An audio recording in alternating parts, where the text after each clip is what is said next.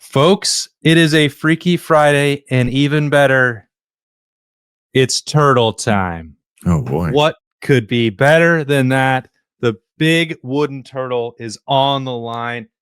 The Austin Birm Show is desperate to go cover another Big Ten game and thirsty for road beers.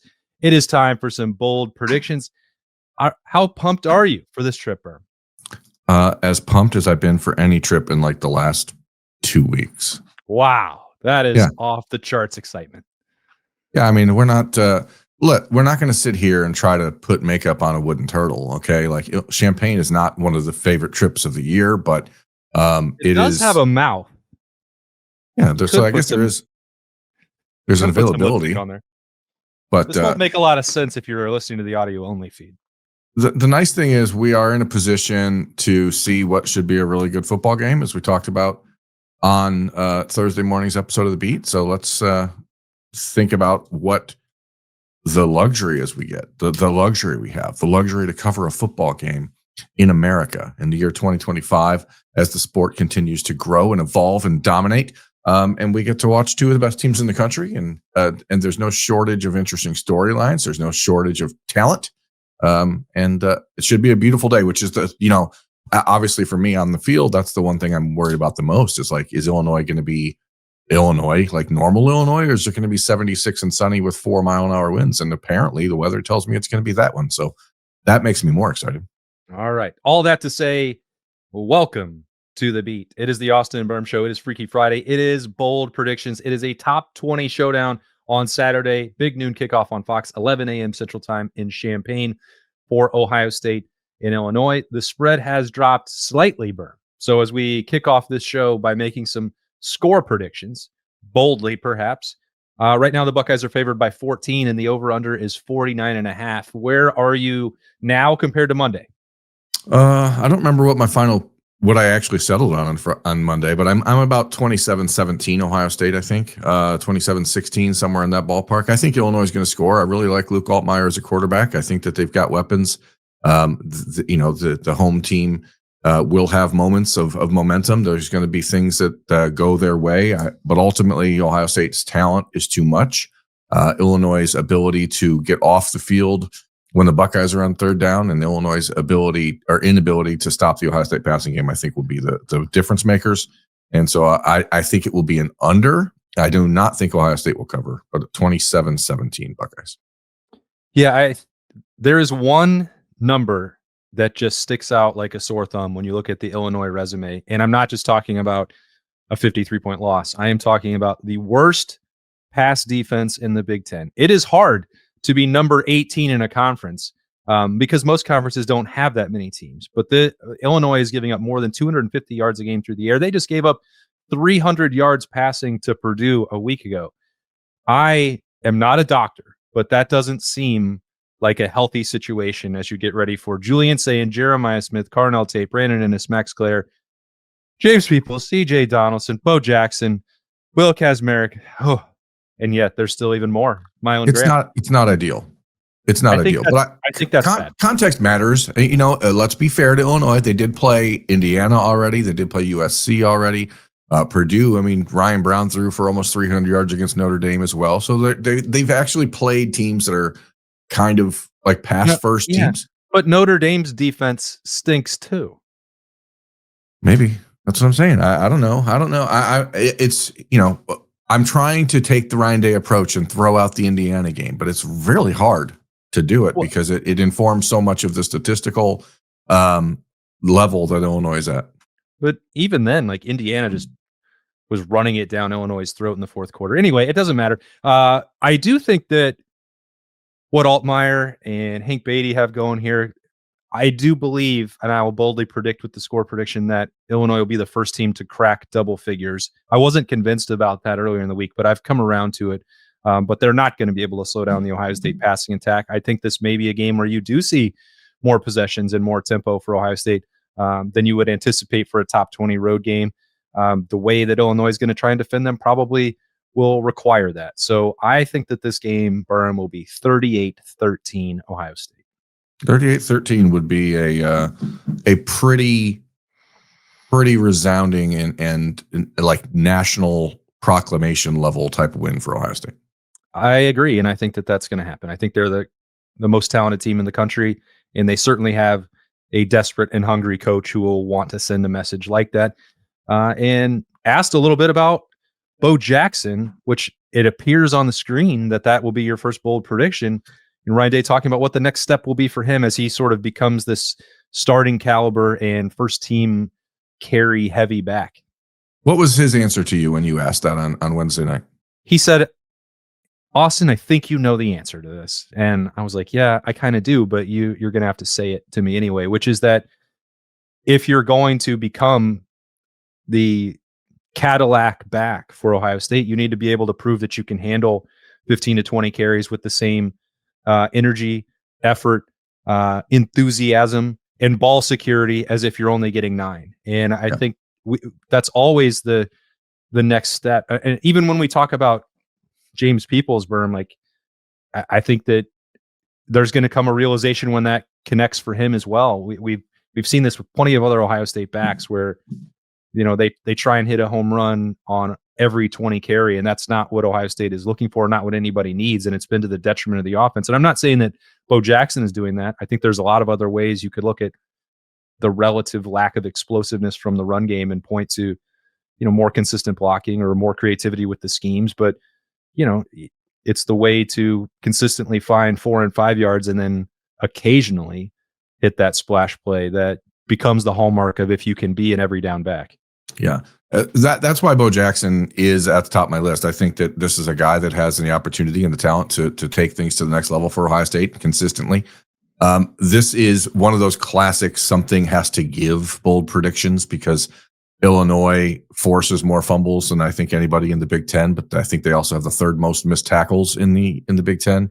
That is an area that they've struggled, and they struggled mightily against Indiana because of that fact. They have really struggled against the bigger tailbacks, and Bo Jackson is certainly one of those guys, but also Bo Jackson's had issues fumbling the football. So there's this meeting that's about to happen here, and it's going to require something special out of Bo because as we talked about earlier this week, Illinois gave up 320 some rushing yards to Indiana, but they've been pretty good the rest of the way. But maybe that's because what you said earlier, they're just giving up so many passing yards, nobody has to run against them. But I think that Bo Jackson's in a position now where he is the first guy trotted out onto the field last week against Minnesota. Fully expect that to be the case again this week. The guy who had the most carries at Washington, at Minnesota, or against Minnesota. This is the way it's going now. It's not an anomaly. He's the starting tailback. He's RB1. And I think he's in for a big game. He's got the opportunity and the talent to bust a couple big runs like he did early in the year. And especially if Illinois continues to struggle with the tackle situation, you just got to hold on to the ball. Hold on to the ball, and Bo Jackson's going to have a big day. And I'm going to say he's going to have 158 yards on 20 carries and 3 touchdowns for Ohio State. Yeah.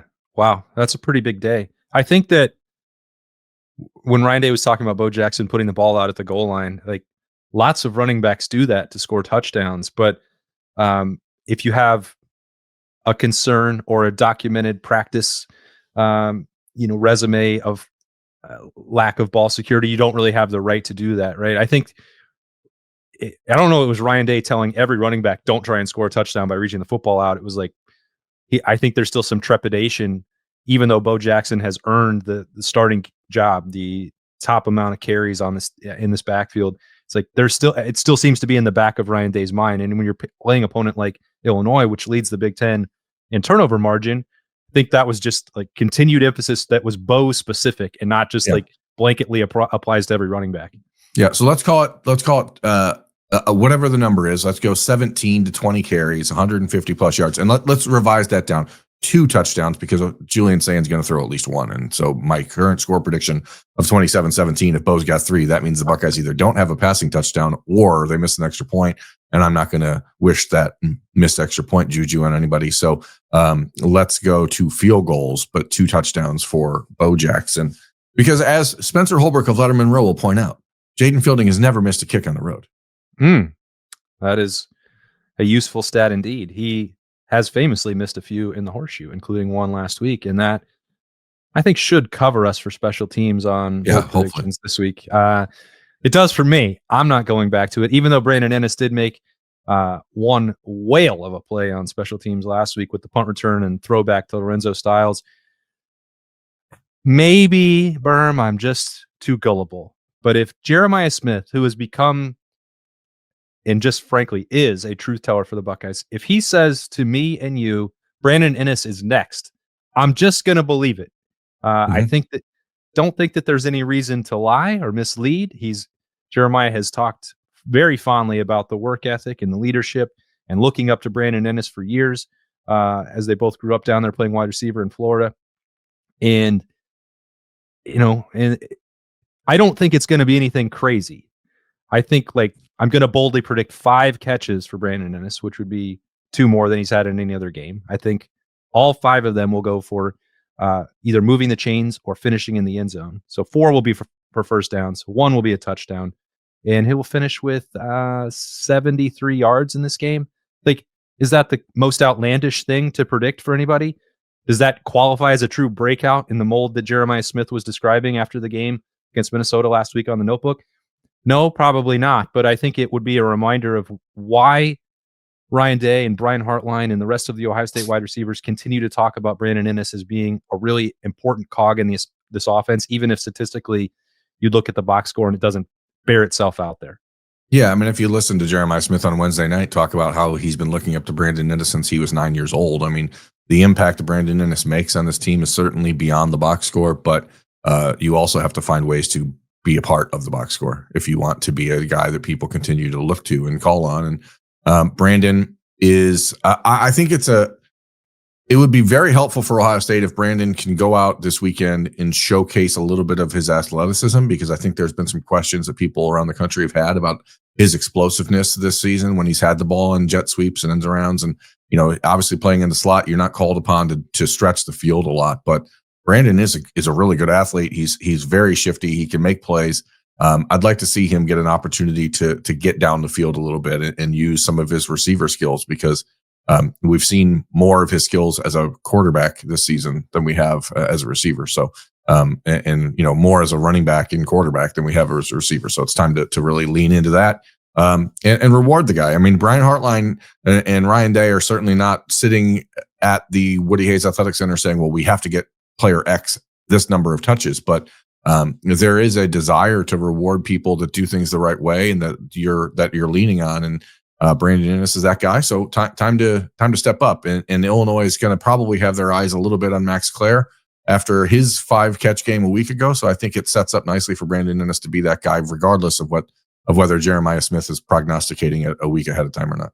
Yeah, and he's also been a fantastic blocker, Brandon Inniss. He does a lot of the dirty work, and I'm not bringing that up to be like, praise this man for doing whatever and ignore that he's not having catches. I think that given what's around Brandon Inniss on this team, primarily with Jeremiah Smith and Carnell Tate, if you subtract, and I know Ryan Day tried to do this and I kind of scoffed at it a little bit, don't think about the special teams and the fumble on the punt return. It's Washington. The 3 catches and those 3 drive extending plays, that's realistically all you need from Brandon Inniss. And if he averages 2 and 3 catches and 3 first downs per game while blocking and not demanding the football a lot more, you can take that. Now, if one of those guys didn't exist, we'd be having a different conversation, and that the amount of touches would have to be different for Brandon Inniss. But as this team is constructed now, they probably don't have to be, which will make a 5-catch performance with a touchdown stand out even more on Saturday. This man stands out all on his own because he's 8 feet tall and bulletproof. One of the funniest things about Wednesday night's availability at Ohio State, and this is not to besmirch the question asker, I want to be clear. Arvell Reese is so uncomfortable talking about Arvell Reese, and I think that's a really good quality. Unfortunately for Arvell Reese, everyone else in the country is talking about Arvell Reese, and so there's going to be people who want to dive into his psyche and try and psychoanalyze what he thinks about himself on the field or what he wants to do on the field. But the line on Wednesday basically was just trying to figure out, to pull out of him, who are you? What makes you special? And it's I just do a lot of things. And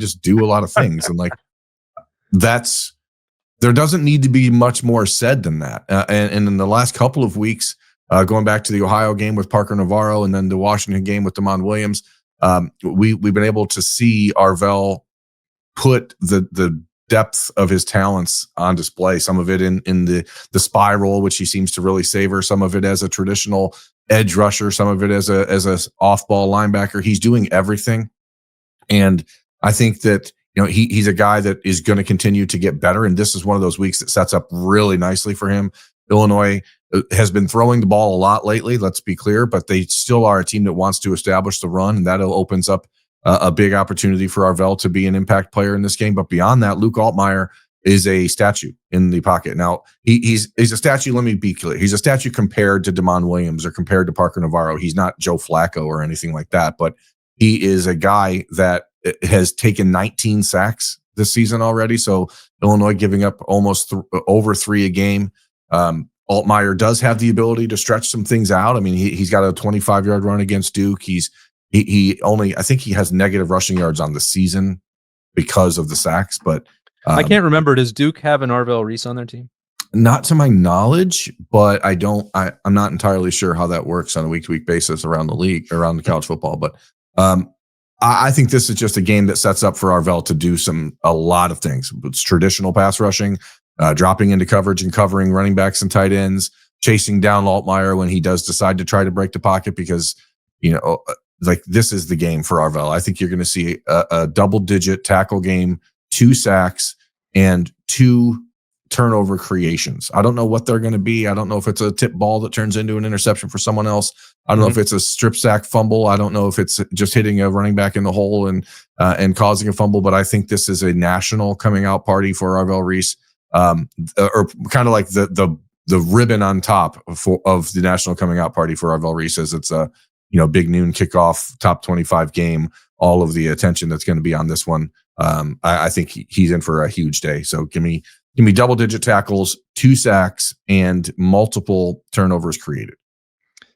I do feel I feel a little bit bad for Arvell as he's rocketed to national celebrity here almost overnight, because as you mentioned, he's always been kind of shy and doesn't want to talk about himself, doesn't necessarily seek the spotlight in that way. He gets it when he's on the field. Like, that's when he's in his element.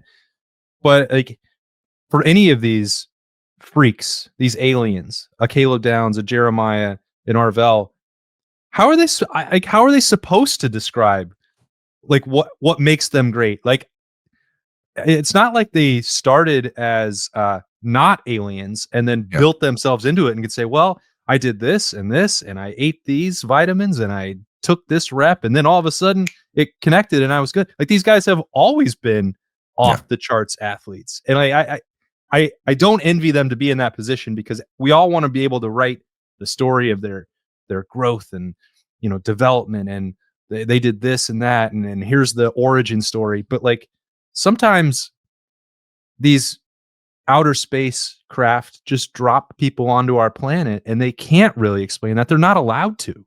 Yeah. You're just born that way. And Arvell's born that way, and he doesn't want to talk about it. He's just really, really good at it. It's fun to watch. I'm hoping. I mean, selfishly, the Ohio State fan in me is like, please, Arvell, just give us one more year. Like, just let's see what you can become. Because you started this. You said, I know, but months ago. I told that because I wanted to be ahead of it, because I don't like to be disappointed when something happens. But I think back, and a lot of people's like favorite Buckeyes in the last decade, you're talking about the Marshawn Lattimores, the Malik Hookers, like the 1 year explosion and then they're gone. It's like, man, that stinks, because I mean, and it's selfish. Ohio State gets used to seeing great players come through the program, but you want to see more of these guys, because like next year when Arvell's playing in Dallas, like for the Cowboys, you're gonna be like, oh, that's annoying. We only got to see that for 1 year. Well, now I will say that there is at least an opportunity where this could happen, where it couldn't for a Malik Hooker, a Marshawn Lattimore, a Dwayne Haskins, like where the NIL opportunities at Ohio State can keep you around longer. I would bet that Ohio State makes a competitive offer if he is on the pace he's on for the next 7+ games, 7 regular season games, and everything beyond that. and it becomes undeniable that he's a first round pick, well, the money then gets astronomical and you're just not able to guarantee that level. We had that conversation with Marvin a couple years ago where like it's and Paris Johnson both. They both had like Ohio State didn't just throw up their hands and be like, well, they're gone. There's nothing we can do. It's like, here's what we can do. Now, is it going to match up with 25 million guaranteed? Probably not. You may need to go, but at least like Ohio State will do everything it can to give the option to Arvell Reese. Yeah, and like Arvell, I'm sorry, like Paris and like Marvin, Arvell is a guy that I think, and now we're getting way ahead of things here, but like I think internally probably isn't opposed to the idea of sticking around for another year. Like he's still pretty young, he's still learning defense, he's still trying to figure out everything he can do, and Ohio State is giving him a platform to do everything that he wants to do. So, but as you said, when you start to talk about guaranteed first round pick money, and I've seen NFL draft experts this week who have, are talking about him as a top 10, top 12 pick. And like, when that happens, there's no way to bring him back. But either way, I would just say to Ohio State fans, enjoy him this weekend because he's going to have a big one. Yeah, that's right. I think I agree with everything that you boldly predicted there. You didn't drill down much. You just said, well, it could be this or that or the because other thing. Because there's no way to drill down with Arvell. He does things so many different ways. It's hard, if you don't have any tendencies, you're not really good at anything. That in this case is false because he's really good at everything. And so you don't really have a way to know which way he's going to be used. And some of that's because Matt Patricia's a witch, a warlock. But some of it is just because Arvell does things out of instinct that are so natural and impressive that you're like, oh, I didn't expect to see that. Yeah. The tendency is wherever the football is, Arvell Reese will be there. And Bo Atkinson will be trying to fly around to that football as well on Saturday against Illinois. As you mentioned, Luke Altmaier is not the most dual threat quarterback that Ohio State will face. Now, we've also seen opportunities in the past where the pass rush you shouldn't take that part for granted. Like Drew Aller, I think, had a couple double-digit runs and had, Dylan Raiola did the same thing a year ago. Like you still have to pay attention to that just because he's not as naturally gifted as a Damon Williams or Parker Navarro or whoever else, Daquan Finn. Like you still have to be aware of that. You cannot just give up and recklessly pursue the passer. But I do think, so here's the part that gets complicated. I don't want to boldly predict anything about the status and the availability of Kenyatta Jackson. Yeah. I've been doing this long enough with Ryan Day that as much as we want to read the tea leaves, as much as we pay attention to, are you in pads? What do you look like coming off the field? Do you give a thumbs up coming off the field? Does Ryan Day say it's trending the right way? Are you optimistic? I don't know. And I don't know specifically what that injury is. But I would be surprised if Kenyatta Jackson gets a full every down workload on Saturday. And Ohio State is now in a position where I don't think that that's a necessity because Bo Atkinson, Logan George, and Zion Grady are all showing signs of improvement. And Bo Atkinson was brought in for a reason to help this pass rush and to be stout stopping the run. And I think he can do both of those things. And he's another one of these defensive ends where, I'm struggling to find an exact comparison for who he's like. But I almost feel like he can give the same level of production that Zach Harrison did. And you tell me if I'm way off base on that or not, Berm, or if you disagree. I don't think he's going to win a ton of one-on-ones, but he's going to be in the right position. He's got enough athleticism that if you try to run away, he can reel you in. Certainly Luke Altmaier, he'd be able to. I think he knows his assignment. Whatever Larry Johnson asks him to do, I think he's going to execute it at a high level. And that's going to put him in a position to make some plays that like don't require you to be Chase Young or Joey Bosa or Nick Bosa. And I'm not trying to diminish Bo Atkinson's skill set either. I think he's a very good player. And I think he's adapting well to this system now with, 5 games under his belt. Didn't have spring practice with Ohio State. Like that is worth reiterating. I think we're going to see him get better and better as the year goes on. But I think for this game particularly, it's going to lead to 2 sacks, 1 more tackle for loss on top of that, and let's say 6 total tackles for him. That'd be quite a game. I think the Zach Harrison comparison is pretty good. I mean, I don't know. Obviously, athletic upside. He's not running a 4.6 or whatever like Zach would do, and maybe he's a slightly less prolific dodgeball level athlete than Sam Hubbard. But like, I think that the Zach Harrison, Sam Hubbard things are kind of up, where I would lean. I mean, if you're watching this on YouTube, you can, or 10 TV or 10 TV Plus, you can see this photo that we have of Bo Atkinson. It kind of just reminds me of a Sam Hubbard photo I took. I think you have 100 Sam Hubbard photos that look like this. Yeah. So, I mean, I think there's some similarities there, but yeah, there's been a lot of discussion about the development track for Max Clare in the last couple of months, and Ryan Day multiple times talking about how, maybe the transition from practices at Purdue to practices at Ohio State had taken a little bit of time for Max to get there, and now you're starting to see him come out of it. Like, that is doubly true for Bo Atkinson, who did not practice, as you said, at Ohio State in the spring and came from an absolute disaster in North Carolina. Maybe triply true for Bo Atkinson based on the absolute dumpster fire that is Chapel Bill. So, I think a lot of people were fairly concerned about Bo's athletic profile in the first couple of games when he looked maybe a little uncertain about what he was doing or what his role was at Ohio State. But the last couple of games, he's flashed to me. And I think that this is a weekend that sets up really nicely for him, not even because of Kenyatta's situation or potential situation, but just because he's working himself more into the rotation. He's proving himself like really stout in the run game. And he's been able, whether or not he's been getting home on the quarterback or not, multiple times a game, he's in the backfield and causing quarterbacks to step up and scramble and letting other guys pick up the pieces of the sack. So I agree. I think Bo Atkinson's played really well. And this like Brandon Inniss to me, like it just sets up like a natural game for him to be successful. Yeah. All right. Looks like you're sticking on defense for bold prediction number 3, Berm. Yeah. The Bo Jackson broken tackles, fumble thing is like one of those something's got to give conversations. This one is one of those nothing has to give conversations, because Ohio State and Illinois are like exact opposites on third downs. If you will look at this nationally, Illinois is only converting 37% of their third downs with the ball. Ohio State's completing 51% with the ball. Illinois is giving up 45% of third down conversions. Ohio State is giving up 19% of third down conversions, including 2 of 22 in the last 2 weeks. Illinois was 1 of 10 against Indiana on third down. Again, throwing that game tape out, I know, but like there's things we have to take from it. The game was played. Like it was played. It did happen. And I think that for Illinois to have any chance to win this game, they're going to need to invert these statistics on Saturday. And they're going to have to get Ohio State off the field on third down, which they've been terrible at doing. And Ohio State's been as good as anybody in the country moving the ball efficiently, however they want, running, passing, whatever. I just don't think Illinois has the athletes to do it. And so I think Ohio State's going to be right at the average. I'm putting Illinois in the 25% success range on third down, but I don't think Illinois is going to be able to slow down Ohio State. And so it's not, I don't know how to get to the bold prediction here really, but I just think it's important to people.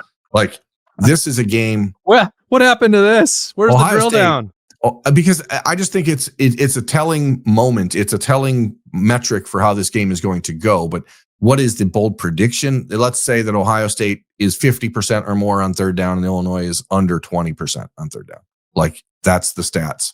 And I believe in them. And the Ohio State defense will do enough to confuse Luke Altmaier to put him in a pickle many times. And Buckeyes have been great at preventing third and shorts, but then even when it's third and short or fourth and short, they stop people. So it's been just a real pleasure to watch this defense. And for the Illinois side of things, it's been a real hellscape to get off the field when their defense is on third down. So that is not a recipe for success. So let's just, you know what?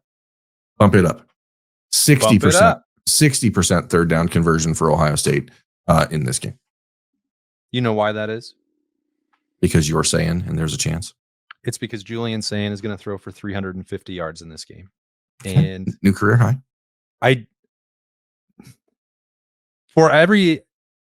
kind of like in a real blender thinking about this game, because every time that I previewed it and thought about the challenge of going to Illinois and playing Brett Bielema over the last 6 months, which is a lot of times, like way more than any person should. It was like, well, he's going to control the football. They're going to be really sound tackling. He can play a physical knockdown, drag out fight, and you don't want to get into one of those if things get the wind starts blowing, a tornado strikes Memorial Stadium. Like, he's the kind of coach, he's the quintessential Big Ten coach, and he can win that kind of game. You don't want to be in it. And that's not been the way that Illinois played. They're getting like picked apart through the air. They are leaning on their passing game more than I thought they would. I think that Brett Bielema is like knows that this team is different than some of the others that he's built in the past, primarily at Wisconsin, but even the last few years at Illinois, where he may have to take some of these chances. He may want this game to be more possessions than in the past, and he might do some of the things that you recommended earlier in the week, which is like just play man coverage and blitz and try and create some turnovers. They are number one in the Big Ten in turnover margin. I don't think that Brett Bielema is afraid to take chances. His job's not in jeopardy. He's done a fantastic job in the Big Ten. The Arkansas thing is like a fever dream. I'm not even sure why that exists on his resume, but if that is true, and if he is willing to play that kind of game wide open and take his chances, like, good luck, because Jeremiah Smith and Carnell Tate will feast, and Julian Sayin has shown week over week over week that this pace of development at quarterback is unlike anything I've ever seen. It's as rapid as I've seen. And, I know that Dwayne got better in a hurry, and Justin Fields, his development as a passer with Ryan Day, that happened in warp speed as well. But in terms of like the actual passing attack and the different ways that Ohio State can challenge teams down the field, we're seeing it incrementally and exponentially every single week. So given the weaknesses there, the worst Big Ten pass defense against the most explosive core of receivers, tight ends, and running backs, and an under the radar somehow still quarterback in Julian Sayin, that is going to lead to an absolute statistical bonanza through the air for Ohio State. 350 yards and 4 touchdowns for Julian Sayin.